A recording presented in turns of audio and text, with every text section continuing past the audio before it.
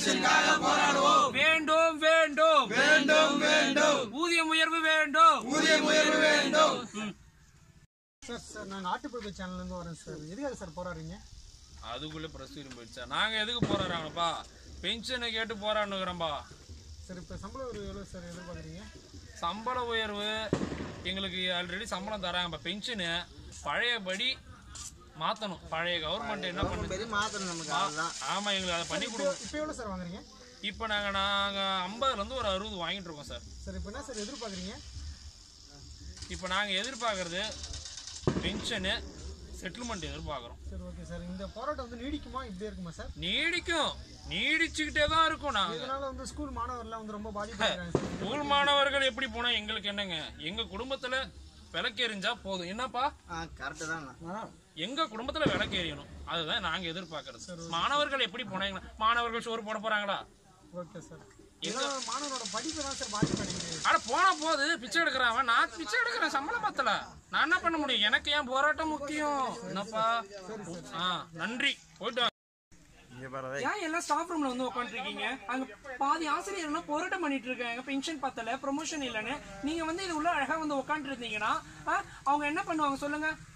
நான் ஒரு ஏஹெச்எம் சொல்றேன், இந்த மாதிரி நீங்க வந்து உட்காந்து இருந்தீங்கன்னா நாளைல இருந்து யாருமே கிளாஸுக்கு போக தேவையில்ல. புரியுதுங்களா? என்ன எல்லாம் இங்க பாத்துட்டு இருக்கீங்க? இது முக்கியம் கிடையாது. கருமோ, நீங்க எல்லாம் வாங்க போராடும் வாங்க. ஏய் கோபால, இன்னைக்கு ஸ்கூல்ல வந்து மிஸ் வர மாட்டாடா, போராட்டம் நடக்குதுடா, வாடா நம்ம பீச்சுக்கு போலாம். போடா லூசு, நேத்து நம்ம ஸ்கூல்ல ட்ரைனிங் மிஸ்லாம் புதுசா வந்தாங்கடா. ஆமா மச்சான், நம்ம ரமேஷ் அப்பவே சொன்னான், மலர் டீச்சர் மாதிரியே ஒரு டீச்சர் இருந்தாங்கடா, பாக்கலாம்டா, வாடா. சரி ஸ்கூலுக்கே போமாடா. மச்சான் உட்கார்றா.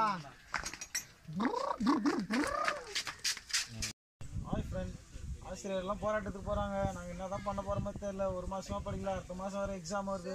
என்ன பண்ண போறேன்னு தெரியல. ஃபெயில் ஆகணும்னா பயமா இருக்கு. என்ன பண்ண போறோம்? இப்படிப்பட்ட ஒரு பையனா தம்பி? ஏன்னா போனா நாங்க டிக்டாக் பண்ணினவங்க வந்து டிஸ்டர்ப் பண்றீங்களா ஸ்கூல்ல? அட பாவீங்க, நீங்களா எப்படி பாஸ் ஆவீங்க? அடுத்த மாசம் எலெக்ஷன் வருது, நாங்க பாஸ் ஆயிடுவோம். நல்ல கவர்மெண்ட், நல்ல டீச்சர், நல்ல கிளாஸ். ஆசிரியர் போராட்டம் நடந்துன்னு இருக்கு, அதை பத்தி இளைஞர்கிட்ட கேட்போம். ஆசிரியர் நடக்கிற போராட்டத்துக்கு எங்களை யங்ஸ்டர்ஸ் சார்பில் நாங்கள் என்ன சொல்கிறோன்னா, நீங்கள் வந்து ஆசிரியர்கள்லாம் வந்து போராட்டம் நடத்துகிறாங்க. ஆனால் அவங்களோட சம்பள உயர்வு வந்து 50,000லேருந்து 60,000த்துக்குள்ளே இருக்குது. ஆனால் ஒரு யங்ஸ்டருக்கு இன்றைக்கி வேலைக்கு வந்து ரொம்ப கஷ்டப்படுறான், ரொம்ப வேதனைக்குரியதாக இருக்குது. ஒரு 6,000 7,000 சம்பளத்துக்கு பிஇ முடித்தோம், டிப்ளமோ முடித்தோம், டிகிரி முடித்தோம், எல்லாமே வந்து ரொம்ப கஷ்டப்படுறான். இந்த 50,000 60,000 சம்பளம் கொடுக்கல, 50 வயசுலேருந்து அவங்களாம் ஓரம் தள்ளிட்டு இந்த கவர்மெண்ட் எங்களை மாதிரி யங்ஸ்டரை வந்து இதுக்கான சேலரியை வந்து எங்களுக்கு கொடுத்து, அதே சேலரியில் 50,000 சேலரியில் 7 பேர் 8 பேர் எங்களை உட்கார வச்சு நல்ல ஒரு சம்பளம் கொடுத்தனா மாணவர்கள் எவ்வளோ பேர் இருக்காங்க, வேலை வாய்ப்பு இருக்கும், எங்களுக்கு இளைஞருக்கு நல்ல ஒரு இடமும் நல்ல ஒரு இதாக கிடைக்கும். இப்போ அவங்க போராடுறாங்க, சட்டப்படி பார்த்தா நாங்கள் தான் போராடணும். 5 வருஷ காலமாக வேலை இல்லாமல் சுத்தமாக சுற்றிக்கிட்டு எங்கே ஒரு ஃபைல் எடுத்துகிட்டு போனோம்னு எங்களுக்கு வேலை கிடைக்கிறது இல்லை. அதுவும் 5,000 8,000 7,000 இந்த சம்பளம் தான் கிடைக்குது எங்களுக்கு. இதை வச்சு நாங்கள் என்ன பண்ண முடியும் சொல்லுங்கள்? நாளைக்கு எங்களுக்கு கல்யாணம் அதெல்லாம் போயிட்டு இருக்கோம். கவர்மெண்ட்டில் அவங்க என்ன வேலை செய்கிறாங்க எனக்கு ஒன்றும் தெரியல. அவங்க வேலையே செய்கிறாங்கன்னு தெரியல. 4 பீரியட் எடுப்பாங்க, மீதி 4 ஹவர் சும்மாவே ஸ்டாஃப் ரூம் தான் உட்காந்துருப்பாங்க. அவங்களுக்கு 50,000 8,000 8,000த்துக்கு போயிட்டு நாங்கள் ஷிஃப்ட் கணக்கில் நின்று கால் வழியில் கஷ்டப்பட்டு வரோம். 7,000 தான் சம்பளம் கிடைக்குது. சட்டப்படி நாங்கள் தான் போராடணும். எங்களுக்கு என்ன சொல்றேன்னே தெரியல, ரொம்ப மனசெல்லாம் எங்களுக்கு ரொம்ப வலிக்குது இதெல்லாம்.